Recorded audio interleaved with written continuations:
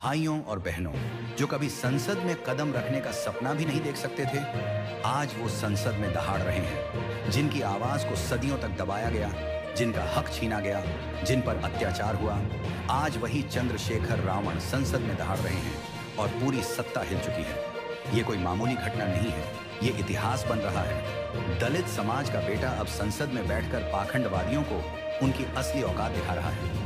आज संसद में ऐसा हड़कंप मचा कि बड़े बड़े नेताओं के चेहरे पीले पड़ गए। अभी कुछ दिन पहले ही लोकसभा में एक ऐसा दृश्य देखने को मिला जो भारतीय राजनीति में बहुत कम हुआ है। जब चंद्रशेखर रावण ने अपनी पहली ही स्पीच में ऐसा भाषण दिया कि संसद की दीवारें हिल गईं।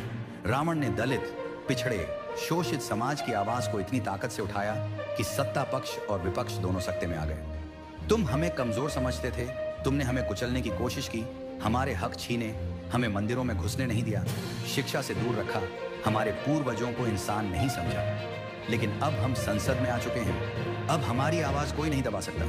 रावण ने खुलकर संविधान की बात की, बाबा साहेब के विचारों की बात की और साफ कहा कि अगर किसी ने हमारे हक छीने तो हम आर पार की लड़ाई लड़ेंगे। ये सुनकर सत्ता पक्ष के नेता बगलें झांकने लगे, क्योंकि रावण की आवाज में वो आक्रोश था जो सदियों के अन्याय का बदला लेने के लिए तैयार खड़ा था। जब रावण ने मनुवादी सोच पर हमला बोला, जब उन्होंने कहा कि यह संसद सिर्फ बड़े घरों के राजाओं की नहीं रहेगी, अब इसमें आम जनता की भी दहाड़ गूंजेगी, तो पूरा सदन स्तब्ध रह गया। सत्ता पक्ष के कुछ नेताओं ने उन्हें रोकने की कोशिश की, लेकिन रावण रुके नहीं, झुके नहीं, डरे नहीं।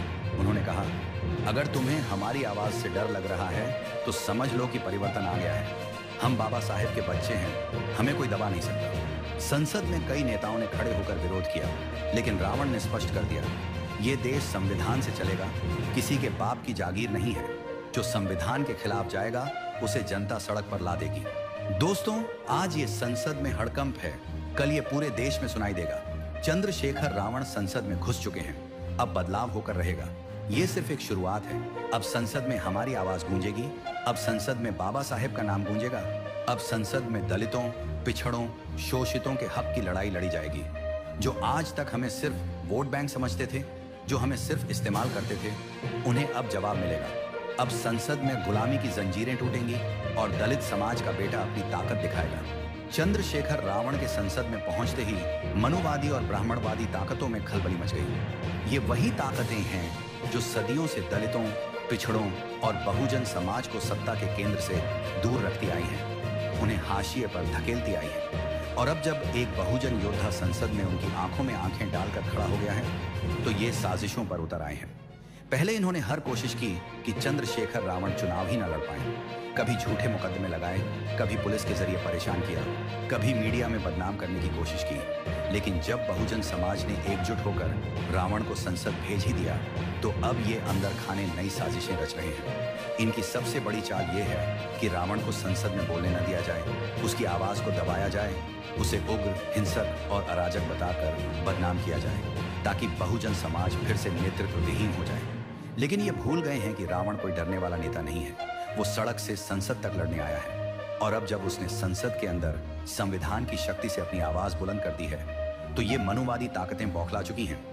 इन्हें डर है कि अगर संसद में एक चंद्रशेखर रावण दहाड़ रहा है, तो कल हजारों लाखों बहुजन युवा संसद की चौखट लांघेंगे और इस देश के हर कोने में क्रांति की मशाल जलाएंगे।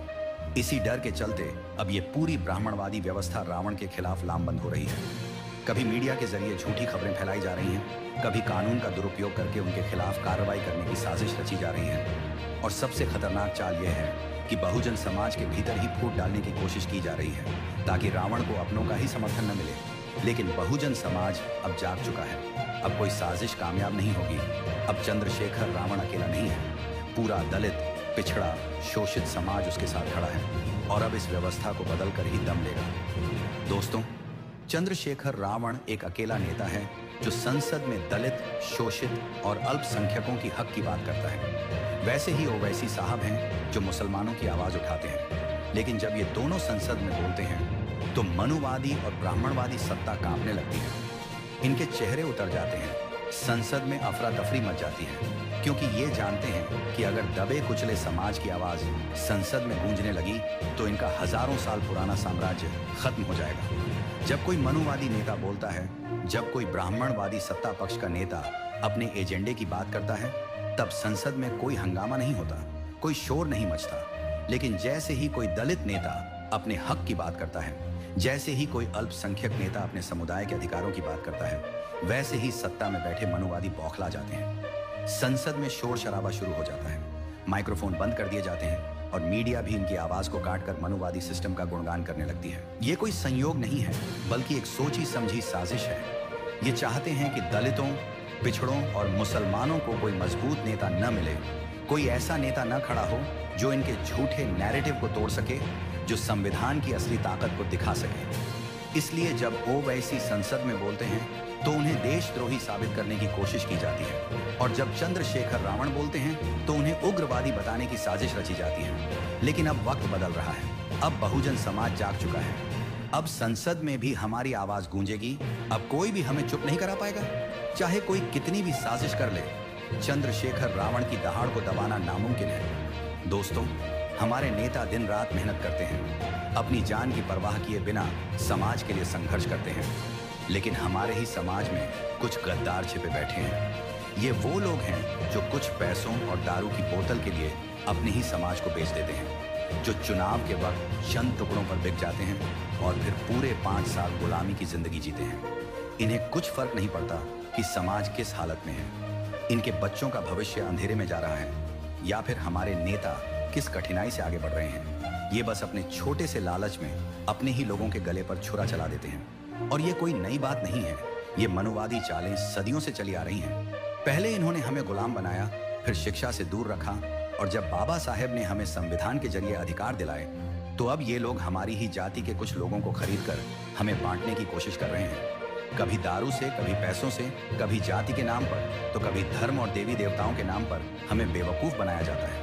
सोचो, जब चुनाव आते हैं तो ये मनुवादी नेता तुम्हारे दरवाजे पर आकर हाथ जोड़कर वोट मांगते हैं, बड़ी बड़ी बातें करते हैं, तुम्हें सपने दिखाते हैं, लेकिन जैसे ही चुनाव खत्म होता है तुम्हें लात मारकर भगा दिया जाता है। तुम्हारी गली में कोई सुधार नहीं होता, तुम्हारे बच्चे आज भी गंदी झुग्गियों में पलते हैं, तुम्हें अस्पताल में बिस्तर तक नसीब नहीं होता, और जब तुम्हें न्याय चाहिए होता है तो पुलिस प्रशासन तक तुम्हारी नहीं सुनता। लेकिन तुम्हारी मूर्खता देखो, तुम हर चुनाव में फिर से उन्हीं को वोट देने चले जाते हो जिन्होंने तुम्हें 5 साल तक गुलाम बनाकर रखा। तुम्हें पता भी नहीं चलता कि तुम्हारे साथ क्या खेल खेला जा रहा है। ये मनुवादी सत्ता तुम्हें सिर्फ गरीब और अशिक्षित बनाए रखना चाहती है, ताकि तुम कभी अपने अधिकार न मांगो, कभी संसद में अपनी आवाज न उठा सको। ये लोग चाहते हैं कि तुम बस झूठे देवी देवताओं की भक्ति में डूबे रहो, झाड़ फूंक टोटकों में अपना समय गंवाते रहो, और असली मुद्दों पर सोचो ही मत। ये जानते हैं कि अगर दलित, पिछड़ा, बहुजन समाज शिक्षित हो गया, अगर वो अपने हक के लिए खड़ा हो गया, तो इनकी सत्ता खत्म हो जाएगी। इसलिए जब चंद्रशेखर रावण जैसे नेता हमारी आवाज बनते हैं, जब ओवैसी जैसे नेता अल्पसंख्यकों की हक की बात करते हैं, तो ये मनुवादी सत्ता बौखला जाती है। इन्हें डर लगता है कि अगर एक चंद्रशेखर रावण संसद में दहाड़ सकता है, तो कल लाखों बहुजन युवा संसद की दीवारें हिला सकते हैं। इसीलिए ये हमारे समाज में ही कुछ गद्दारों को खरीद लेते हैं, ताकि हम आपस में बंटे रहें और कभी एकजुट होकर अपने हक की लड़ाई न लड़ें। लेकिन अब और नहीं, अब हमें अपने समाज के गद्दारों को पहचानना होगा, जो हमारे नेता के खिलाफ बोलता है, जो कुछ सिक्कों पर बिककर मनुवादियों का चमचा बनता है, जो अपने ही समाज की बर्बादी का कारण बनता है। वो हमारा भाई नहीं, वो हमारा सबसे बड़ा दुश्मन है। ऐसे लोगों का सामाजिक बहिष्कार करना होगा, इन्हें मुंह हथौड़ जवाब देना होगा, और अपने बहुजन समाज को शिक्षित करके जागरूक बनाना होगा। अब फैसला तुम्हें करना है। क्या तुम 10 दिन की झूठी खुशी के लिए अपने पूरे 5 साल गुलामी में बिताना चाहते हो, या फिर शिक्षित होकर, एकजुट होकर अपने समाज को सत्ता में लाकर इतिहास बदलना चाहते हो?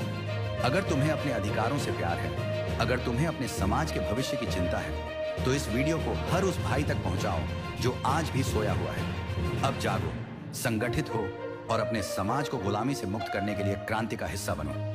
जय भीम, जय बहुजन। अब फैसला तुम्हें करना है, चंद्रशेखर रावण या बीजेपी, कौन है असली हितैषी? देखो दोस्तों, आज बहुजन समाज के सामने सबसे बड़ा सवाल यही है।